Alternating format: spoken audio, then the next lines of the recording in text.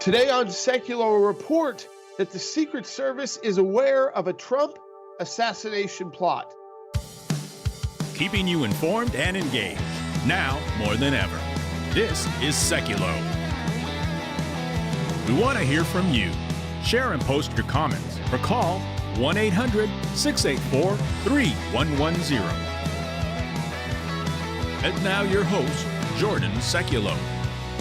All right, folks, welcome to Sekulow. I am in Milwaukee, Wisconsin, broadcasting from my hotel room here for the third day of the Republican National Convention. I think one of the most important days of the convention because the country and the American people and the delegates here will be able to hear from U.S. Senator J.D. Vance since he was nominated to be the vice presidential running mate of President Trump. Obviously, I think tomorrow night with President Trump addressing the nation for the first time, not just really addressing the Republican National Convention, but addressing the nation for the first time since this attempt on his life. Logan, I think that speech alone could be one of, if not the most watched convention speeches in our history, as well as this breaking news that there is another assassination plot. This is not related to Saturday. That the Iranian, that the Secret Service has been briefed on by intelligence in the United States, that the Iranians have an ongoing plot. We know they've called on a fatwa, but they have an ongoing plot to assassinate President Trump, and that his security has been increased. And that increased security was in place in Pennsylvania, and yet was not able to stop that 20-year-old from climbing on a building 100 and so yards away and taking what could have been a kill shot on the former president of the United States. So, I mean, Logan, a lot of confusion here, too, about how with that increased Iranian threat, they weren't putting in place a bigger perimeter. And you're starting to see the Secret Service like trying to blame President Trump and the Trump campaign and say, well, we don't like that they do so many big events. Yeah, which is just par for the course. This is what politics is. You go and you do these big events. But it is unfortunate that we're seeing these reports coming in. Obviously, we knew after this has been an ongoing threat from Iran after the taking out of Soleimani. That is something that we've kind of known was always active, but maybe not active to the point where we knew that there were ongoing plans for assassination, really of a no longer sitting president right now. You have that. Obviously, teamed with what happened the weekend, but I think you are right. It's going to be a big night tomorrow night as President Trump takes that stage. But I do think, and look, we saw just on social numbers, I have to pull up those numbers, but some record-breaking numbers just watching his entrance into the arena that happened the first time. So just walking out to that Lee Greenwood song, that whole sort of big performance, if you will, of bringing him back out. Even that alone did gigantic numbers. So I would assume that you are going to see massive numbers when in terms of how people are going to tune in to figure out where Donald Trump takes this. As we've been told, the rhetoric may be shifting. And if the rhetoric shifts, what does that look like? Can you actually have a Donald Trump that becomes the great uniter? I know that's a crazy thing to think about, but a lot of people are speculating that's where it could be headed. We'll see. I'm not sure about that. I'm not sure because it seems like the Democrats, they backed off for about 48 hours. And then now things have started to tick back up in terms of rhetoric. So I think they saw that there was some sympathy happening there. People obviously becoming a little bit more supportive of President Trump, and now they know that that is a risk. So we're going to keep that conversation going, but I honestly think tonight's a big night too. Tonight you're going to hear from JD Vance, the vice presidential pick. Honestly, as someone who follows politics pretty closely, I got to do it for a living, I've heard more from JD Vance in terms of like him being on Hannity in interviews in the last 48 hours than I have ever. So I'm actually very curious how he sounds. It wasn't even like some of the vice presidential picks that you've sort of seen make the media rounds for weeks and weeks and weeks and weeks, because he obviously was one of the names being brought up, but he wasn't someone who ran. He wasn't someone who was a part of those a part of those debates that happened where Trump wasn't there. He doesn't have that baggage hanging over him, so he doesn't have those conversation points. So I'm very curious. I'm more curious about tonight. Let me know your thoughts. What are your thoughts? 1-800-684-3110. What do you want to hear from JD Vance tonight? What do you want to hear, and what kind of tone do you want to hear from President Trump tomorrow coming out of the RNC? 1-800-684-3110. Tulsi Gabbard's going to be joining us next to give us her thoughts and feedback as well. And again, Jordan is joining us live from the Republican National Convention. Be right back. A new report that security around Donald Trump was increased in recent weeks because U.S. intelligence learned of an Iranian plot to kill him. The White House saying Iran for some time has wanted revenge for Trump ordering the strike that killed Qasem Soleimani. But officials stress there's no evidence linking Iran to the shooter at Trump's rally. So, of course, the question now, how was that young gunman able to get on that roof, even with increased security amid concerns over Iran? The National Security Council emphasizing there's no connection between the alleged Iranian threat and Saturday's shooting by gunman Thomas Crooks. Iran is denying this. They say the accusations are unsubstantiated and malicious. From the perspective of the Islamic Republic of Iran, Trump is a criminal who must be prosecuted and punished in a court of law for ordering the assassination of General Soleimani. It's no surprise this is coming from Iran. Iran is the center of terrorism for globally. They back Hamas, they back Hezbollah, they back the Houthis. Something new over the past few weeks that developed, and it caused the Secret Service to increase protection. We know the Secret Service has been uncomfortable with former President Trump holding many events outside, meeting people, doing unannounced pop-up events, and that's something that they're working out with the campaign. But there has been something over the past few weeks that caused enough concern. And that was passed on to the Secret Service, that information, in recent weeks. And we are told it led the Secret Service to plus up, to augment Donald Trump's security detail. So what we saw Saturday was enhanced security, and that's going to raise a lot of questions in people's minds, given all the scrutiny of what many are calling a colossal security failure to secure that building, allow the sniper to get up on the roof, etc. We are also learning this morning from Senator Chuck Schumer's office that the senators are going to be receiving a phone briefing today on the attempted assassination effort from the FBI, the DOJ, and the Secret Service.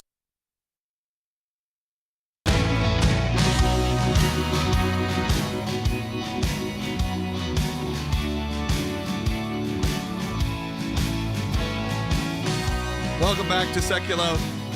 Jordan, you're joining us here live from the Republican National Convention, and we have Tulsi Gabbard joining us live as well. Jordan, I'll let you take it from here. Yeah, Tulsi, I wanted to go to you first.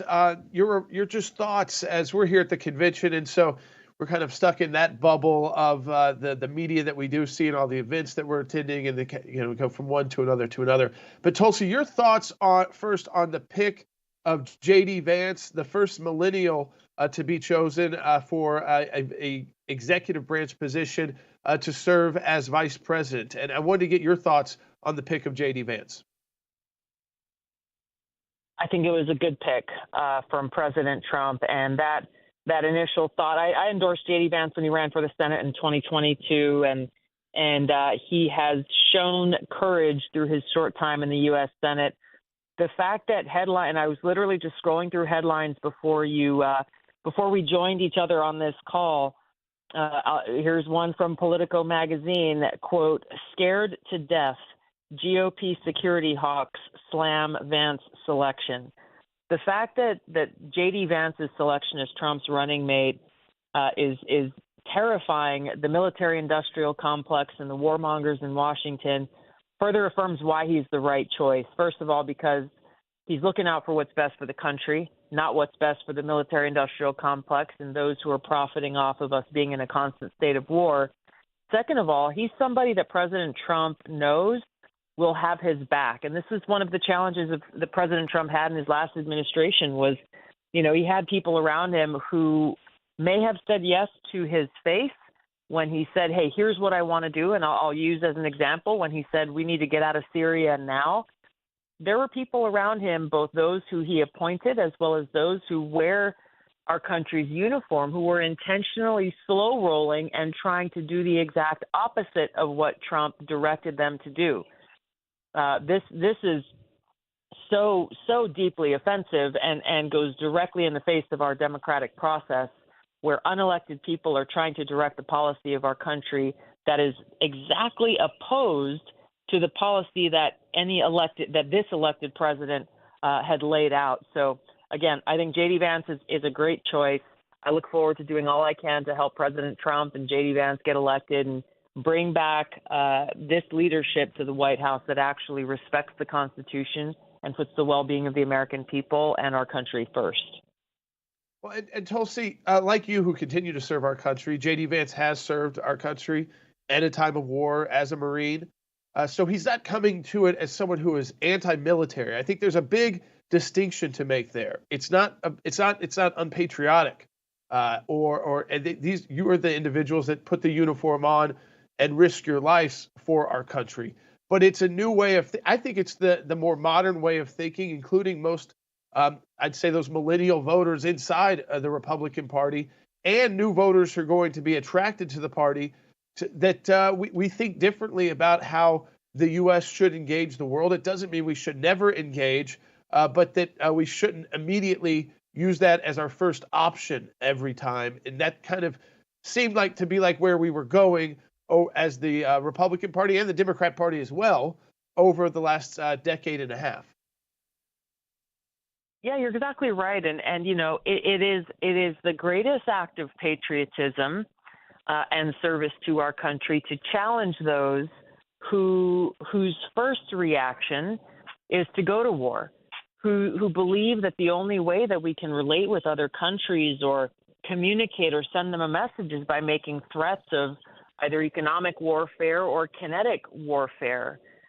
This has gotten us into so many terrible situations that have both had short and long-term costs and consequences ultimately on the American people, our freedom, and our ability to live in a peaceful and prosperous society. So, you know, I think your point about the generational change, I think, is an important one because, by and large, you know, we think for ourselves. We're independent thinkers. We're critical thinkers. At least most of us are. I'm looking at some of the women in Congress and the Democratic side today who are not reflective of these statements. So, but by not just coloring within the lines, but actually asking oftentimes the most obvious questions that the Washington establishment is afraid to ask. What are we doing? What is our objective? Why would we go to war with this country? What are the unintended negative consequences? What's the exit strategy? What does winning look like? These are basic questions that every American and every member of Congress should be asking every time this question of war comes into play. I'm not an isolationist. JD Vance is not an isolationist. President Trump is not an isolationist. We just want what's best for our country. Tulsi, I also wanted to ask you about the what happened on Saturday. And now we're getting new reports that there was an even increased security presence by the Secret Service because of a threat from Iran that continues out of Iran to take out former President Trump during this campaign cycle where he is more exposed. And again, if that was what we saw from an increased Secret Service presence, you know, it's very concerning to a lot of Americans. We know that this campaign is going to be, you know, state to state, city to city for both major candidates. And it feels like we're at a time when our top security in the United States can't secure our candidates. I'm deeply concerned about this. President Trump is a threat to the power elite in Washington and the deep state. And I believe that the threat posture against him will only likely increase because he's not willing to be controlled by any of them. I am deeply concerned. The longer that this woman stays as the director of the Secret Service, I don't have confidence. I don't have confidence that she can actually secure President Trump or anyone that the Secret Service is charged to secure. You can surround him with more bodies, but if the leadership is not there in truly assessing the threat and creating the conditions and setting the policies for Secret Service agents to do what they have been trained to do, I really fear for President Trump's safety. Yes, and to go back to just kind of overall your thoughts on the Republican National Convention. Obviously, it's a big night for JD Vance. I want to go back to that for a second. What do you think he needs to tell the American people, many of which are learning more about him in the last 24, 48 hours than they knew about him at all over the last couple of years? You know, I know that the convention today's the theme and topic of the day that they're focusing on is foreign policy. And it's a great opportunity for him to talk about his background, to talk about what this country means to him and what kind of leadership and counsel he will bring for President Trump, and how he will take on the warmongers in Washington. To put it bluntly, they come from all different directions. Sometimes they wear a uniform. Sometimes they are appointed civilians, and sometimes they are the lobbyists who are bringing in the big money. It's going to be critical both for JD Vance and for those who Trump chooses to surround himself with in his cabinet should he win this election. And I'm going to do everything I can to help support make that happen. He needs people of courage with a backbone who are willing to take on these powerful entities who have been in control in Washington across administrations from both political parties, root out that deep corruption, and make sure that there are people in place at every level who are committed to putting the well-being and interests of our country first. This is something that I would like to hear from JD Vance. I think it reflects his views and the kind of leadership that he'll bring, but I think it's important for the country to know the drastic change in leadership that we, the people, will have by electing a Trump-Vance ticket.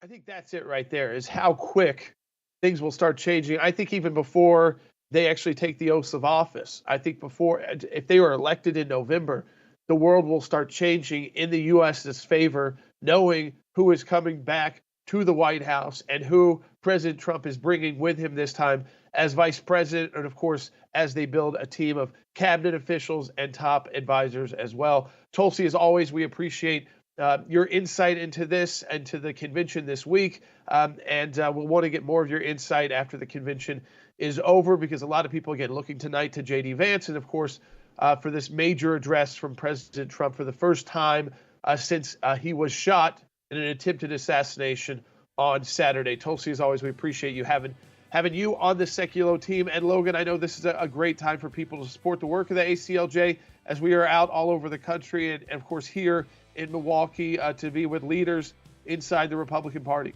Yeah, we will make sure your voice is heard, whether that's through this broadcast, whether that's people like Jordan who are traveling around the country and around the world, getting your point of view and your views out there. And the work of the ACLJ is doing that in a really strong way. But we can't do it without your financial support. We are in the middle of our Life and Liberty Drive. You can be a part of it right now. All donations are doubled. Go to aclj.org, scan the QR code on your screen. If you're able to, I'm also going to encourage you to become an ACLJ champion. That makes your donation a monthly gift. Our champions are vital to take on any unexpected event at a moment's notice. So be an ACLJ supporter, either a one-time donor or an ACLJ champion today. Do that right now while we're on the air. We'd appreciate it. ACLJ.org. Be right back. The nomination of JD Vance, sitting senator from Ohio, as vice presidential running mate of President Trump. It was a spectacular showmanship that the president put forward as he waited until literally the last moment. We didn't find out who the VP pick would be until probably 30 minutes before they started the nomination process at the convention for the vice presidential role on the ticket. We found out it was JD Vance. In all of this talk of the left of toning down the rhetoric after the failed assassination attempt, the tragedy in Pennsylvania just over the weekend, we saw President Biden give 3 different addresses to the nation. 2 very quick ones. One was a readout in the Roosevelt Room of a briefing he'd received.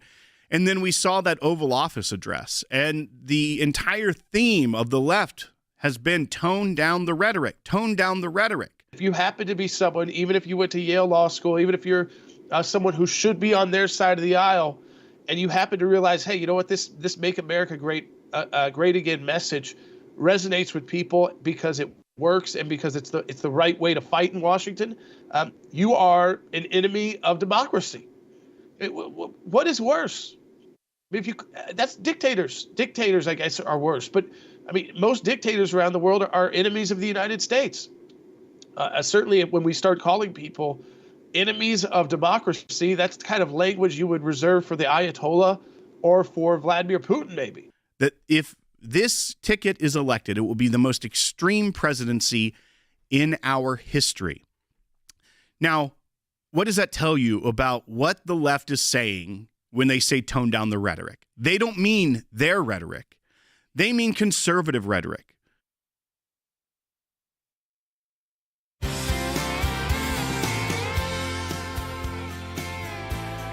Hey, welcome back to Sekulow. This is Jordan Sekulow. I am in a hotel room in Milwaukee, Wisconsin. We'll be attending, of course, we have been attending the Republican National Convention. We've done events with Rick Grinnell for some of the delegates, so doing ACLJ events and being on panels. And, of course, meeting with top-level Republican leaders, many of which now, are part of the ACLJ team, former Secretary of State Mike Pompeo, Rick Grinnell as well. And, of course, last night we were with the Speaker of the House, who's a great friend of ours before he became Speaker, and he was on this broadcast a lot, still is on the broadcast a lot, Mike Johnson and his wife, Kelly, with my wife, Anna, there. And you see Don Parsons from our legal team. So, again, part of the convention is kind of taking everybody outside of their Washington schedules and allowing them to kind of interact in a little bit more of a unofficial way, but there's a lot of official actions that go on here. And tonight, one of the most official actions it's not the fact that JD Vance has been nominated, but it will be his speech. This is the biggest speech of JD Vance's life. And if he becomes vice president, there will be bigger speeches. But this one is the biggest because so far, because it is for many Americans, they'll start tuning in tonight to learn about who is this guy exactly. I know he wrote the book. He's been a senator for a couple of years. Is he ready to be someone that I would trust to step in as president of the United States if necessary? Because remember, President Trump is going to, President Trump wins, and polls are good right now, but if President Trump wins, Logan, we're looking at, 4 years. That means a couple of years into his presidency, JD Vance and other Republicans are going to start running for president.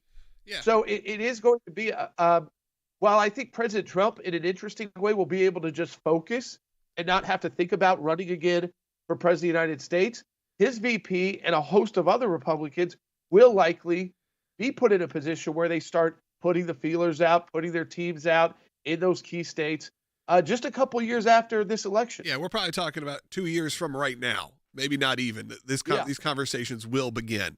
They won't even begin. They've already begun. But they will be. Part of it, I think that's why you saw JD Vance getting picked, is you saw someone who could be a future of the party, someone who is younger than you, a little older than me, and that's like a weird spot to be in now, where the potential president of the United States is our age. Well, I'll let you talk. Yeah, that's right. You're now looking at a peer potentially as being the vice president. But Jordan, I wanted to ask you about this because things quieted down for the Democrats after the assassination attempt on Saturday, as well as the RNC's kickoff on Monday. But what we're seeing now reported out of Axios is that the Biden rebellion, as they call it in their headline, has resurfaced on Capitol Hill. And it focuses on the fact that the DNC is not until August 19th is the beginning of that. And they had originally said they'd do a virtual roll call to meet the ballot requirements in Ohio. Since then, Ohio has gone ahead and gotten legislation through, signed by Governor DeWine, to allow for them to just go through their normal process. But the Democrats are still planning on doing a virtual roll call. Some of the rank and file within Congress are crying foul, saying they're just trying to rush this because they don't want Biden to get replaced from our rebellion. What are your thoughts on that? I think it's absolutely right. There's no reason now to do that virtual roll call. Do it in person. Do it with your delegates. They're Biden delegates.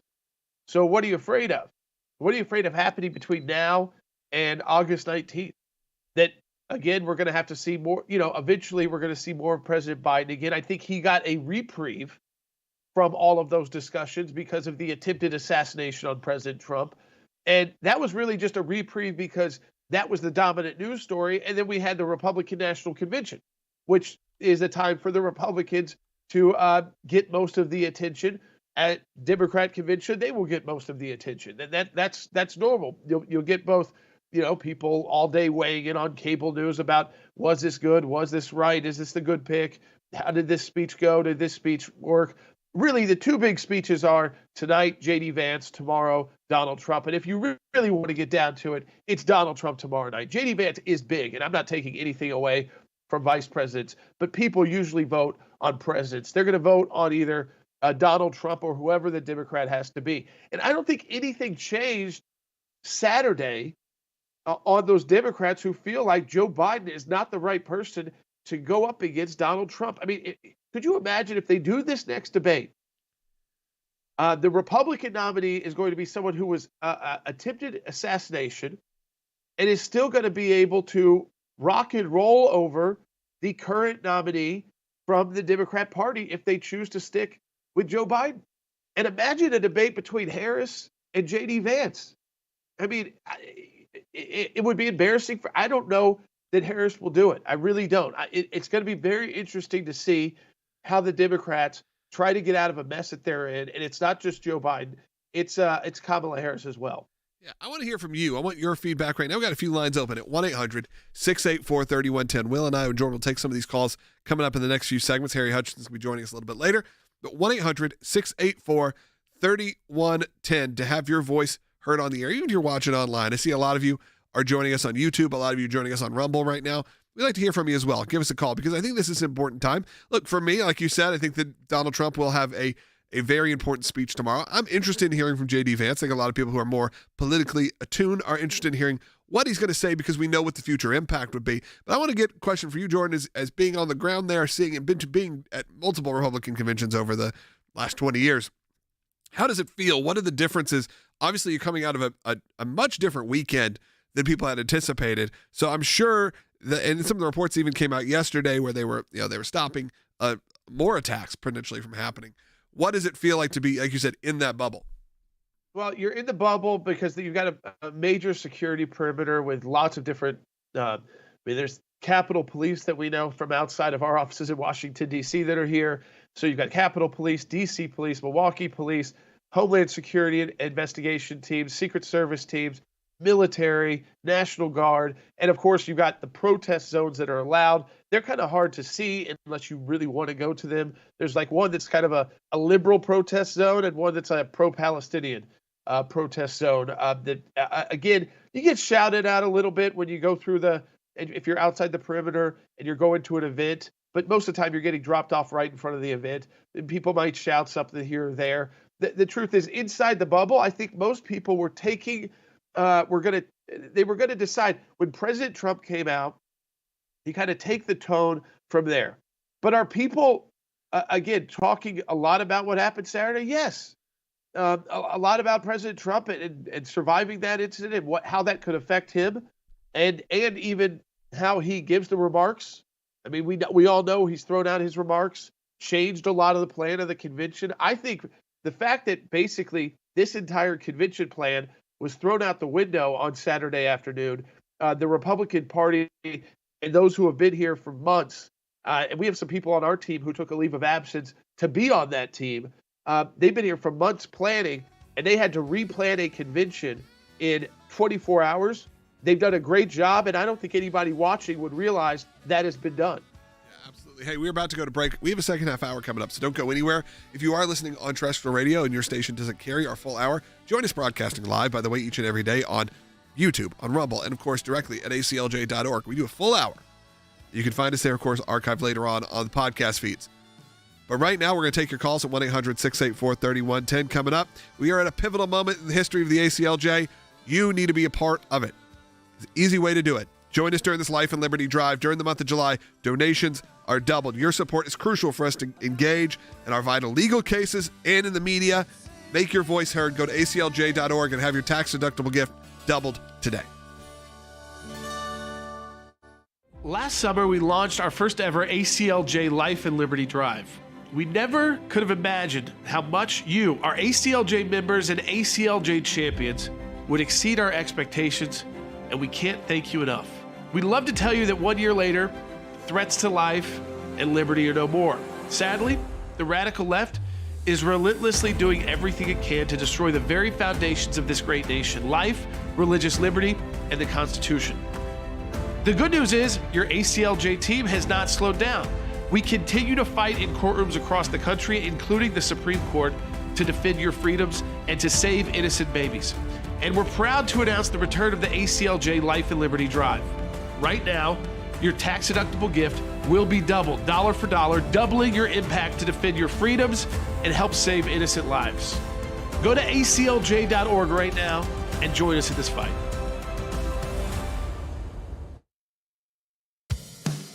Keeping you informed and engaged. now more than ever. This is Sekulow. And now your host, Jordan Sekulow. Hey everybody, welcome back to Sekulow. I'm here in my hotel room in Milwaukee, Wisconsin. And again, we're about to head out to more events at the Republican National Convention. They're ongoing all day, leading up to the evening events at the convention. I'll try to get some videos up on social media from the convention tonight and from the speech by, of course, Senator J.D. Vance, now the VP nominee for the Republican Party. I did want to say this, Logan, before I was off the air today, and I encourage people to follow my social media as well throughout the rest of the convention.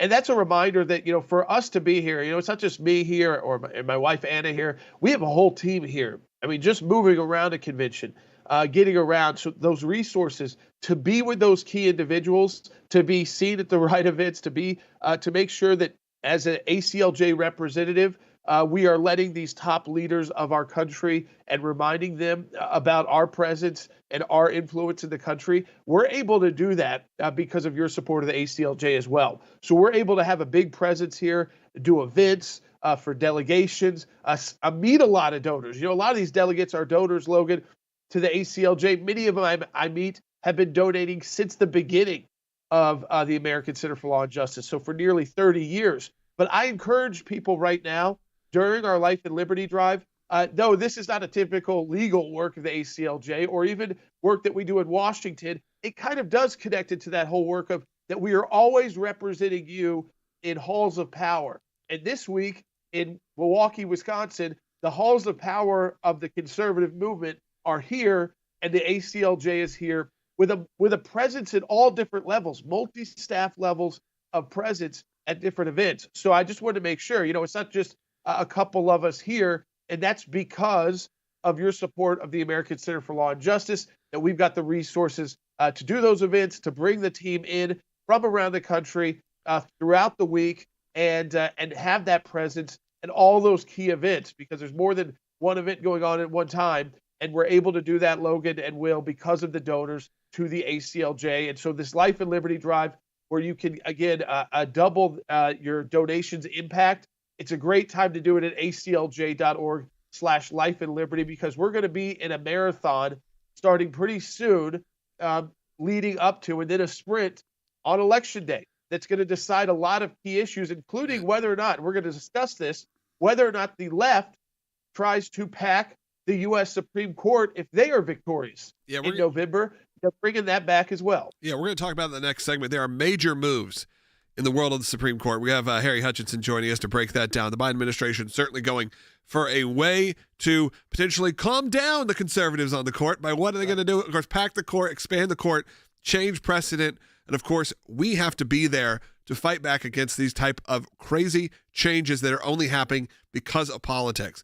We have to fight back against that. That's why we are right now in the middle of our Life and Liberty Drive. Just the travel cost alone. I want you to understand that. Travel costs alone to bring these teams all over the country and to have them all over the world. When we send someone to The Hague, when we send someone to the UN, it's not just sending one person. You're sending a whole team. And by the way, I don't know if you know this, with inflation and everything going on, prices of travel, none of this is cheap. None of this can be done for nothing. I'm looking at a crew right now of a dozen people who are working on this broadcast right now, plus another dozen that are outside of the studio walls doing this right now, who are working on just making sure this 1 hour gets up. So imagine the cost. We can't do it without you. And I mean that in a real way, because the ACLJ is not supported by big advertising. It's not supported, by a lot of major donors. There are some, and we're very appreciative of them, but most of it, the backbone, the core, all comes from individual donors and ACLJ champions. And this is the perfect time to either make that individual donation or join us in ACLJ champion, because during Life and Liberty,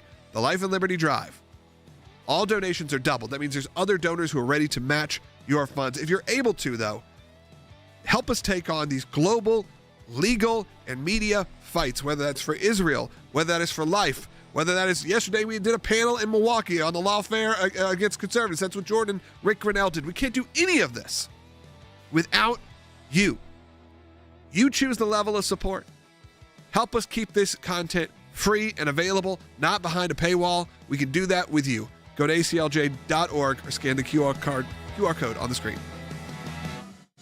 Calls for Biden to drop out have quieted, but they have not completely gone away. Inside the Democratic Party, there are party leaders who are even more worried by the day as time is running out, who believe that President Biden is a drag on the Democratic ticket. If the Trump polling goes further north and the divide gets greater, which I agree it will, there will be a much more than an undercurrent of lawmakers calling on Biden to step aside. The only thing they're doing is they're hurting Joe Biden with some Democratic voters who hear this from Democrats and then pull away from Joe Biden. There is disunity in the Democratic Party and division. So even as President Biden is vowing to stay in the race, senators and House members we are speaking with are still very concerned about this. There is still a lot of chatter behind the scenes. Privately, Democratic lawmakers are still nervous about him. Donors are still nervous about him. I've spoken to a lot of voters, and they say they're nervous about him. But President Biden is adamant that he is not going to step aside. Let's listen to that moment. Do you feel like you've weathered the storm on this issue of whether you should be on the ticket or not? Look, 14 million people voted for me to be the nominee in the Democratic Party. Okay? I think there will still be a push by some Democrats to try to convince the president to step aside or to make their concerns very publicly known. We know from reporting that's emerged today that the DNC seems to be moving ahead with a plan to try to wrap up the official nomination of President Biden as a Democratic nominee. And that seems to have set off a lot of Democrats who are still very uneasy. If he's determined to stick it out, the Democrats have to go through a terrible fight to get him off the ticket. They will alienate a lot of their own supporters, particularly African Americans who are strongly supportive of Joe Biden, in the Democratic Party at least. It will just be an incredible mess. So if Biden wants to stay, I think he stays.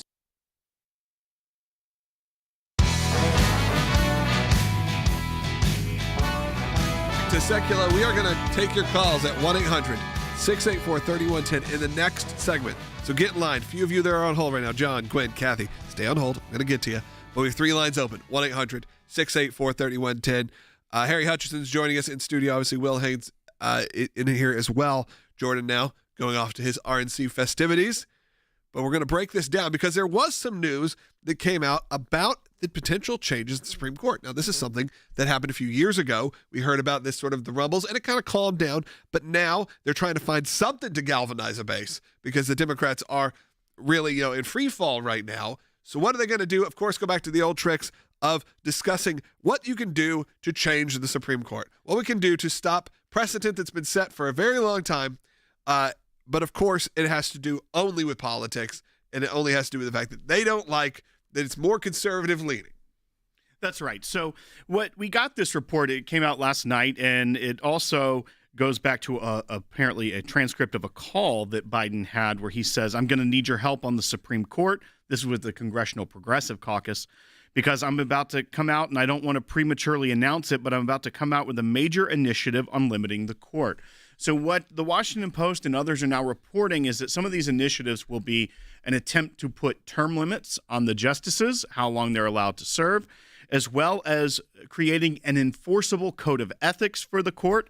And then they also say that the president is weighing in on a call for a constitutional amendment to eliminate the broad immunity for presidents, something that would affect him.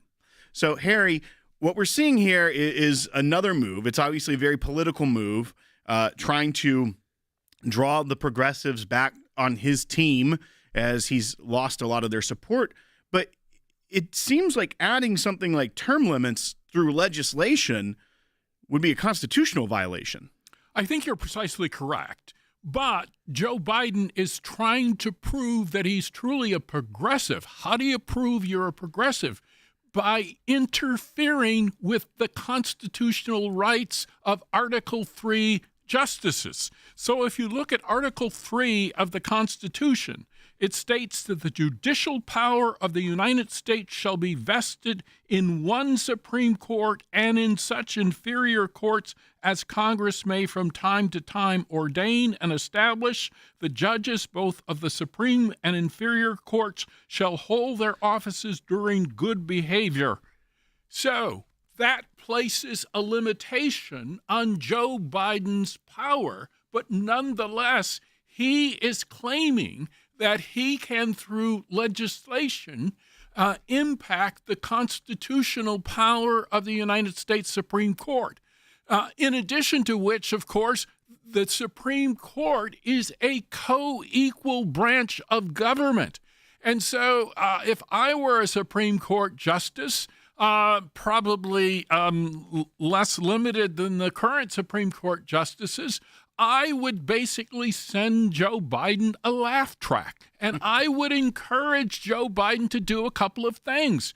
First, read and understand the Constitution itself. And secondly, understand the constitutional limits on the power of both the legislative branch and the President of the United States. But at the end of the day, what is this move? It's purely political. I don't believe that Joe Biden believes for 1 second that he's going to get any of this through, but he hopes to galvanize his base in a desperate attempt to prevail in November. It's sad that a desperate attempt is to kind of unravel, kind of one of the major, portions of our government and the way that things run, and to do that for just pure political gain. And without thinking long term either. This is not. It seems always, and specifically with Democrats, that the long term doesn't matter. It's the short term. So it's, well, how's this going to affect me? It's impeachment. How's that going to affect Democrats moving forward and Republicans moving forward when you start trivializing impeachment? What happens when a situation happens where presidential immunity? How dare they? Well, what about one fact that it's going to affect you later on? That never seems to be the case. It's always done in the very short term. It's how can it affect the election tomorrow? Because they know their voters also are definitely a bit more concerned about tomorrow, which we all should be, than they are thinking long-term strategy. I also think it can't be lost on the listeners and us as well, the irony that Joe Biden, who has effectively had a lifetime appointment of being a political actor his entire career. That's all he's done. He has been a professional politician for his entire career, is wanting to put some term limits on another branch of government. It's absurd. At a time where you see the catastrophic events of the weekend, you'd think that the president would be more in tune with cleaning up his own house, the executive branches of the Department of Homeland Security, the Secret Service, trying to get to the bottom of the failure of security that could have had lasting implications on democracy, something that they are so concerned about preserving. But instead, at that time, it's not, let me look at this. It's going to be, let me attack a co-equal branch and try to limit their power and influence. And actually, who cares about what the text of the Constitution says? I think we can do this legislatively. Yeah, hey, give us a call right now, 1-800-684-3110. When you hear about these changes to something like the Supreme Court, I know we are dealing with a lot this week, whether it's the RNC, whether it's a fallout from the assassination attempt. There's so much happening. But we can't let these little things just pass by. That's why we have people like Harry. We have this incredible team here of legal experts who are working in the ACLJ nonstop, 24 hours. Couldn't do it without you and your support. And look, I usually do this pitch at the end. I'm going to do this pitch right here. Support the work of the ACLJ. Do it right now as we're talking. Be a part of the Life and Liberty Drive. You can do it right now. Just scan that QR code if you're watching on YouTube or Rumble. If you're brand new, by the way, I'm going to ask you to do that right now. Make your donations double. That's it. You know why.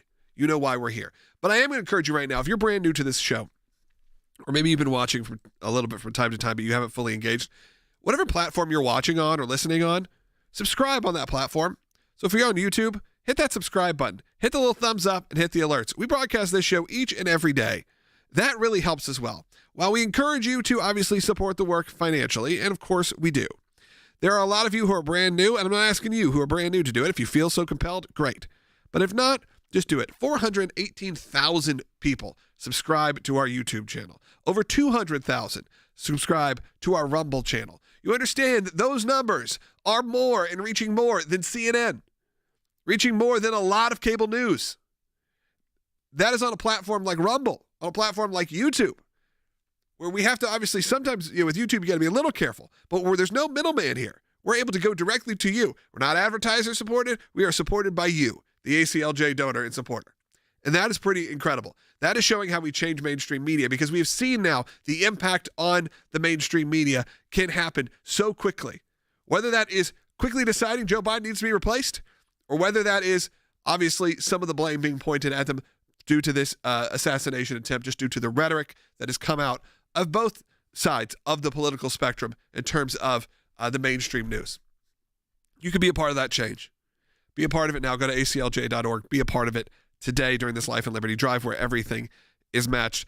But when the issues like the Supreme Court come up, this is where our team can get involved in even a higher level, and in a level that maybe you're not used to, because you're used to hearing talking heads and pundits who are going to come on here and have a conversation. They're not going to actually put the work in. And that is where our team is different. And that is where people like Harry and people like our incredible legal team that you hear on here, whether that is CC or Jordan or Christy or anyone on our team, that's why we have the ACLJ. The ACLJ is here as a legal organization because these kind of moments, they kind of may get overlooked in the news. The packing the court, sure, it becomes news, but not right now. Not when you have such a big moment for a JD Vance and for a President Trump. But we have to be there. I want to just encourage people who maybe don't know about our legal work and don't see, just to give them an understanding of how vast it is and why it's important for us to be here. It's extremely important, in part because the ACLJ is committed to two things, the rule of law and the Constitution. And so we have been discussing the imposition of term limits on the United States Supreme Court. Listeners should note that the United States Supreme Court has already ruled with respect to term limits on Congress, and it has said that you cannot amend the term limits rules with respect to Congress unless you change the United States Constitution. Joe Biden ought to go back and read that decision of the United States Supreme Court. And one of the things that the ACLJ does is we try to insist that members of the executive branch and even the judiciary actually read the Constitution and they understand the rule of law. And so we encourage listeners to continue to support the ACLJ going forward. That's right, and we will be taking your phone calls coming up. So I always say we hear from incredible voices. We've heard from Tulsi Gabbard, we've heard from Jordan, we've heard from Will, we've heard from Harry today. That's just today, of course, me. You've heard from all of these incredible experts. But now we get to hear from the most important voice, and that is from you, the listener, the supporter, the American people. We're going to turn the tables. Your turn to talk. Got 3 lines open right now. Perfect time to call is during this break that's coming up. 1-800-684-3110. We're going to take as many calls as we can. When you know JD Vance is going to be taking the stage tonight, what do you want to hear from him as a potential future leader in the Republican Party? What do you want to hear from President Trump coming up on Thursday? What's important right now? Should we call for a great state of unity? Give us a call right now, 1-800-684-3110. Has your speech changed, Rick? I mean, has it changed kind of your thoughts on how you'll be making remarks throughout the week? If everybody is just focused on the assassination attempt, then I think it would be too much. But there's no question that I think we have to adjust our thinking. Everything has changed. I think President Trump now views the race differently. And certainly I see it from my phone just lighting up from friends who are not that political saying, wow, I have to vote for Donald Trump now. So I think everything has changed. Yeah. And yeah, I felt that right when I got here. I mean, I think that the whole substance, I know we're doing a panel tomorrow, and this is the fear of the panel long term was that when you go banana republic style, this is the kind of outcome that you get towards is political assassinations. But I do want to talk to you about the way the media kind of reacted initially. I mean, we had shows canceled this morning, Rick, on MSNBC because they were too worried about what their guests may say. Comcast owns MSNBC and NBC. The Comcast executives need to do more to tone down all of this incredible hate. And they've had people calling Donald Trump Hitler. And the natural extension of calling someone Hitler is that Hitler should be removed. And so they have a responsibility. Comcast has a responsibility. And I know a lot of people listening to us, a lot of people in our ACLJ family purchased Comcast as their provider. And they need to understand that Comcast owns what happens on Morning Joe. Comcast owns what happens on Joy Reid's show. Comcast owns what happens on Rachel Maddow's show. And unless we're going to have a better debate where there's dissenting views, calm views, and not just one-sided radical views. I think Comcast has got a problem.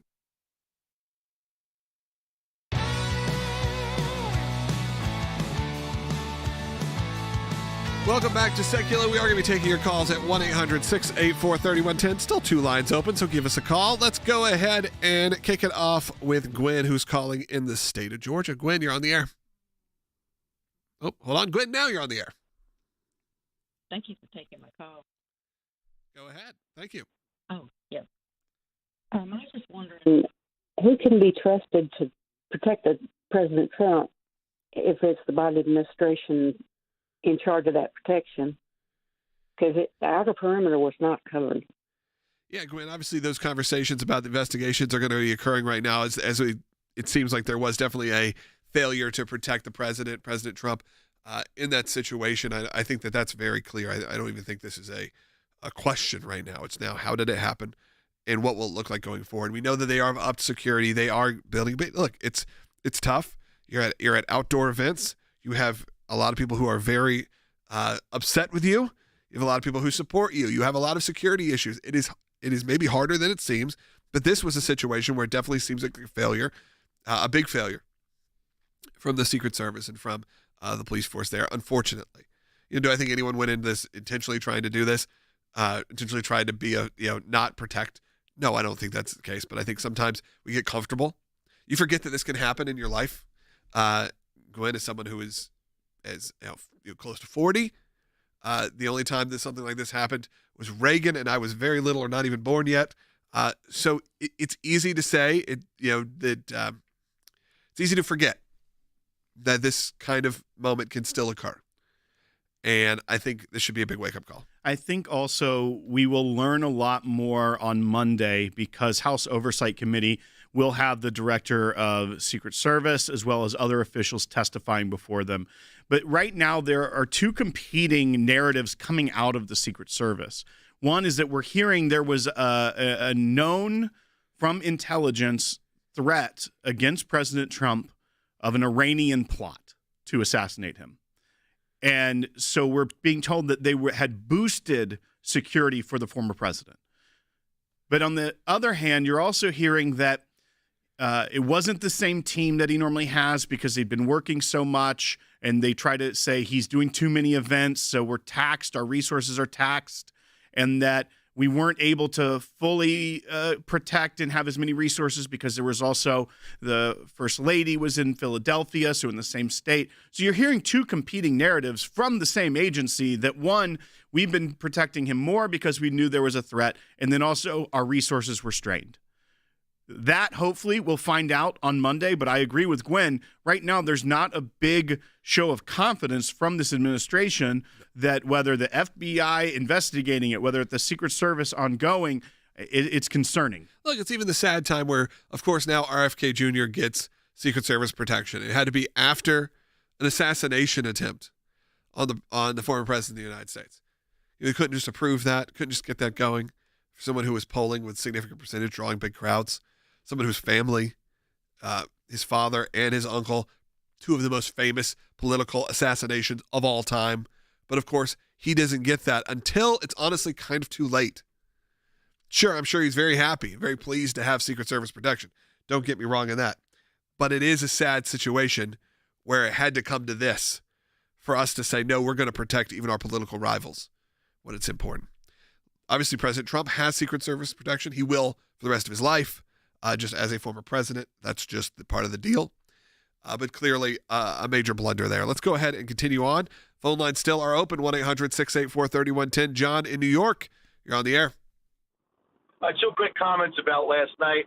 Every DNC, every RNC has a memorable moment. And I think, after the headline speakers are done, some people go to the refrigerator. I think the two people who spoke last evening, the gentleman father who lost his daughter and the African-American woman who lost her son, a veteran, I think those were 2 powerful moments for sure, because they were so heartfelt and so genuine, tied to the policies that President Trump has that are sensible and, preserve life and liberty. That's the first thing I'd like to say. And for those of you who didn't see them, go back and see the tape because they're pretty powerful. As far as the unity is concerned tonight, I'm one of those people who support the Trump platform. But I think given the fact that President Trump has come so close to an assassination success, I feel as if, when persons come so close to death like that, I think a moment of contrition could help him. I think if there's a moment to be had tonight and he could express perhaps some apologies for some of the things that he said in the past, I'm going to vote for President Trump, pure and simple. Yeah. However, I think apologies are in order to Megyn Kelly, Gold Star families, a reporter who had cerebral palsy. Now, those things happened in the past, I get it. But I think if we can see a side of him that would say, hey, listen, I was really wrong in these areas in terms of character issues, I think there's some redemption there. And we are a forgiving people. But I think that could bridge the gap for sure. I think that needs to be said, and I'm praying for him. Yeah, John, I don't mean to cut you off because I love your comments, but I want to get to some more calls before we have to wrap up the show. But, John, I think there is a real moment here where you're right, where I think President Trump can call for can really start reaching out and getting people who maybe weren't even engaged in voting this time around to really click on and engage because they have been thinking about it. And then Saturday, all things changed. And they realize what could have happened and what that would have meant. I watched. You're gonna probably make fun of me in the chat. I'm probably gonna say this. 100%. I watched. Chris Cuomo did a great pitch about this, about what would have happened, what it would have looked like if it was successful, if the assassination attempt happened, and what would have the American people's response been, and how would it have been done. And he said he stress ate 4 ice cream sandwiches in the moment. It was a real vulnerable moment where I watched and go, that's how a lot of people felt. You just got overwhelmed with stress. You got overwhelmed with the anxiety of what was happening right now because we are at such a boiling point in this country that we need that tone to calm down. You've heard it for a week, but it's true. We really do. We need to respect people even if we disagree with them. I know you're not going to like that always, but we need to. And I mean that from both sides. And a lot of times, trust me, it feels like it comes from one side to us. It does. But we do need a call for that. Let's go ahead and take another call. Kathy's calling on line 5 in Kentucky. You're on the air. Thank you for this time. I just have to say that I am so thrilled that President Trump has chosen JD Vance. And from what I hear about his VP pick, he comes from a background that my family, my kids, and I are familiar with. As a senior mom of 3 millennials myself, I have to say that I have learned so much from them. And I have a great prayer walk with them. And we just communicate openly and about anything. I love this comment, but I hate this, that we are out of time. We are out of time. Unfortunately, I have to cut you off. But I think a lot of people feel that way about JD Vance. I think a lot of people feel like they can relate to his story. Great story. Even if you disagree with his issues, the guy's got a heck of a backstory. So take a look at that. Be a part of it. I'm going to watch tonight with great interest because I'm very interested in what he has to say. And hey, maybe he can be the savior to the millennial generation, because we've been thrown around quite a bit. Maybe we need someone who can stick up and say, hey, we're not so bad after all. Thanks for listening to the ACLJ and to Sekulow today. Be a part of the ACLJ's Life and Liberty Drive. Make that donation at aclj.org. Scan the QR code on your screen. We will talk to you tomorrow with more.